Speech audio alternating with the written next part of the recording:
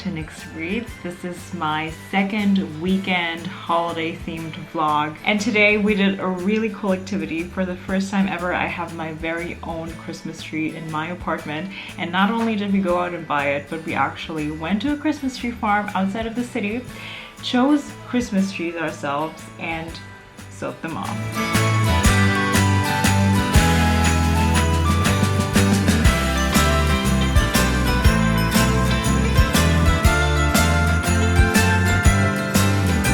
We have arrived at the Christmas tree farm. So now we're gonna go and choose our tree and then saw that thing down.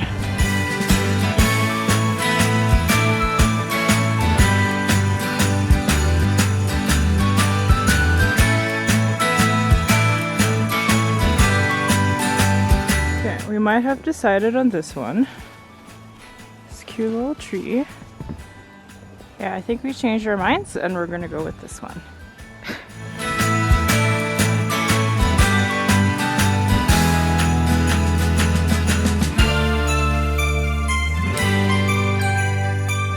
We got our two trees.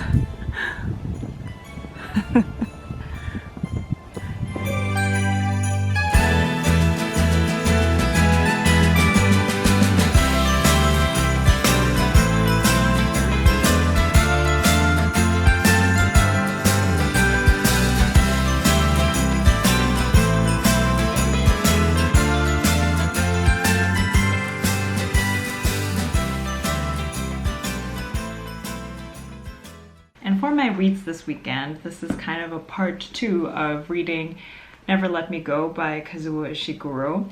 I am almost done. So I started reading this with you guys in my last reading vlog, and now I have about 40 pages left. We are looking at 3 main characters. There are Kathy, Tommy, and Ruth. All of them grew up together in Hailsham, which is a boarding school in the English countryside, and that makes them extremely special. All I'm gonna say is they grow up under very special circumstances, and the book is divided into 3 parts. The first part is them in that Hailsham Academy. The second part is a bit of time after that when they start to go out in the world as young adults. And the last part of the book covers when they go into the occupation that they're supposed to have and also basically meet their destiny. And the story is told from Kathy's point of view, reminiscing about her time in that academy at the time a bit after that, thinking about everything that has passed and reliving the memories that she made with Tommy and with Ruth. I'm not gonna lie, this book has mainly been pitiful. I know that this is supposed to be a tearjerker. The tears haven't come yet, but again, I'm in the last threads of this book and I am in the middle of part 3. So obviously the story is wrapping up and we'll see how this is gonna go. As for my audiobook this time, I am still on the hunt to find a nice holiday romance. One Day in December didn't really work out for me, as you probably have seen in my last reading vlog. So I was scouring Libby for a new option, and I have since then DNF'd The Mistletoe Promise by Richard Paul Lewis. I couldn't get past the beginning of this story. He looked into my eyes. So, you're probably wondering what I want. It's crossed my mind. It's taken me a few days to get up the courage to come over here and talk to you, which is saying something since I'm not afraid of much. He hesitated for a moment. And just this morning I got a notification that I can now borrow Ali Hazelwood's Below Zero. I have never read from this author before, but I know that The Love Hypothesis blew up, I think it was this year. But the main reason I'm doing this reading vlog is technically because of a different book. Because of Dessert Person by Claire Saffitz. This is an amazing, amazing baking book. And for the first time ever, I am attempting this weekend to make this, a croquembouche. And this is absolutely terrifying. It has so many elements to it. So I wanted to document the process. I'm dividing this recipe up to do over 2 days, and now I'm gonna go ahead and make the pastry cream.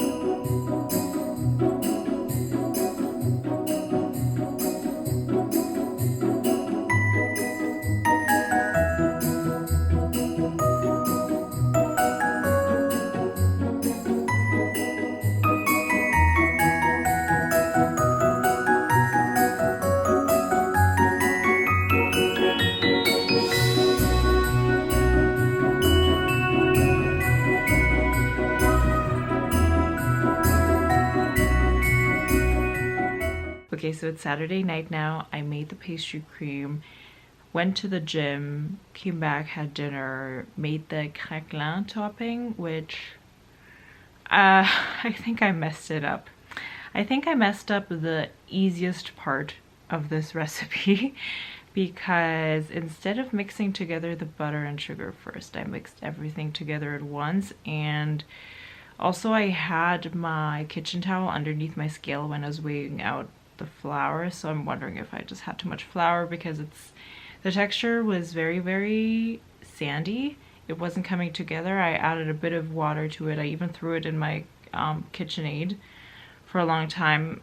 So I don't know. I put it in cling film. Let's see if it comes together overnight, if the flour is gonna hydrate in the fridge. We put the Christmas tree in the stand in the living room. We haven't decorated it yet because it was still quite damp from the snow. So we're gonna leave it overnight and tomorrow we're gonna tackle that. It is late, it's 12 a.m. but I really want to pick this up for at least a few pages and probably finish it in the morning. One of the aspects that really keep you on your toes when reading this story is the way that it progresses timeline-wise. What happens a lot is something odd that she remembers is being mentioned and you don't have the context at that point, so you're just kind of like, that's weird. And I mean, it's even being called out, so she will say something like, and I only noticed after this and that why that was weird. But the author doesn't leave you hanging for a long time. Usually then whatever was mentioned is elaborated within the next chapter. Because these characters grow up so extremely shielded from the normal world, a lot of the times the reactions that they have to certain emotional situations or personal conflict are quite odd. They don't necessarily have the capacity to understand why they are feeling a certain way, which then in turn leads to me, the reader, filling out these emotional gaps that they have for them. Also at this point there's been a lot of development in the Ruth, Kathy, and Tommy, could you call it a love triangle? It's hard to tell.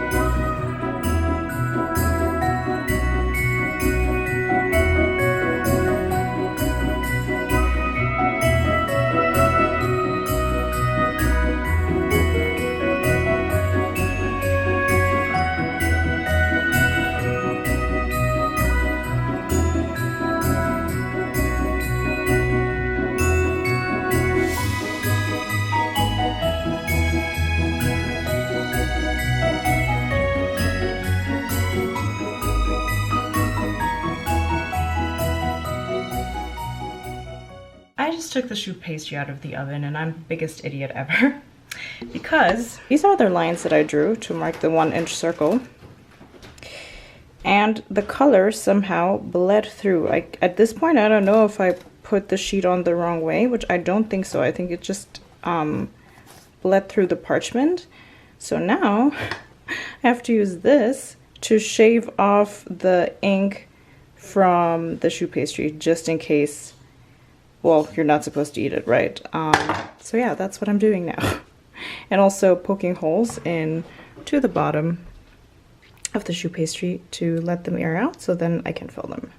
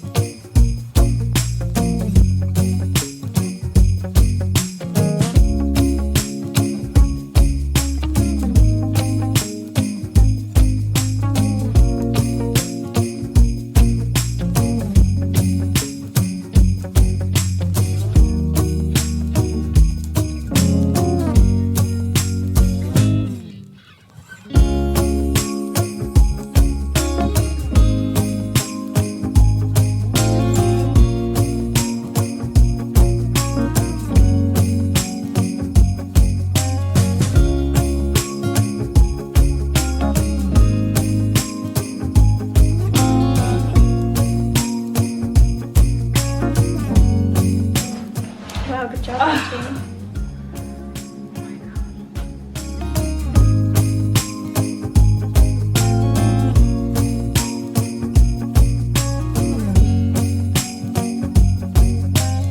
I did it. This recipe almost broke me, and I broke actual things in the kitchen today, but here is the finished product. Here is the croquembouche. And we even managed to put the sugar strings on in the end. Here you go, a tower of pastry cream filled choux pastry.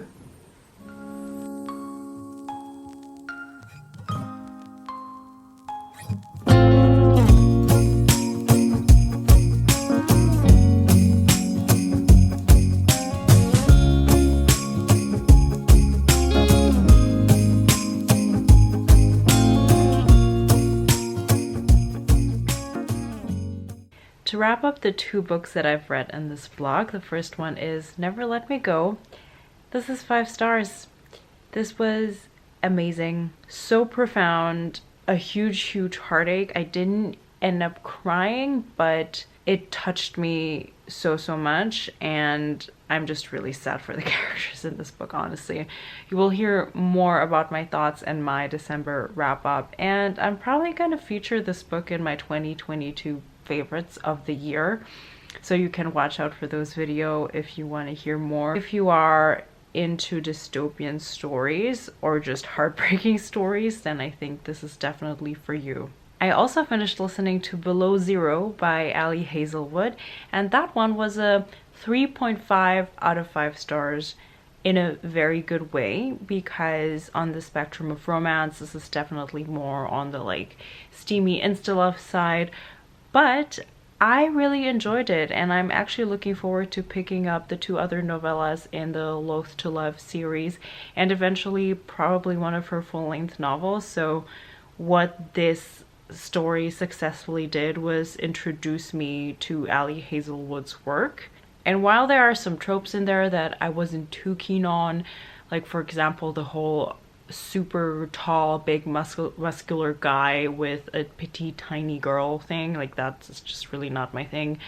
I wasn't really into that, and I also thought that I think the main character Hannah was painted too much as the typical girl who is super closed off and doesn't want any kind of relationship until that one guy comes along. I thought, you know, that was also something that I personally don't really like, but you know, everybody has different tropes that they enjoy, and overall I think the character work that the author did in such a short story was really great, and I really understood where the character came from and her motivations. So overall, a very good 3.5 out of 5.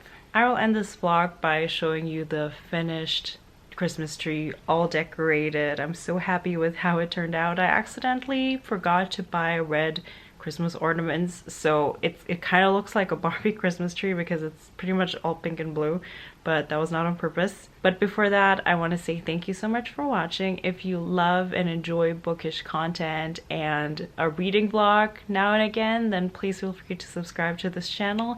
Give this video a thumbs up if you enjoyed it, and I'll see you guys next time. Bye.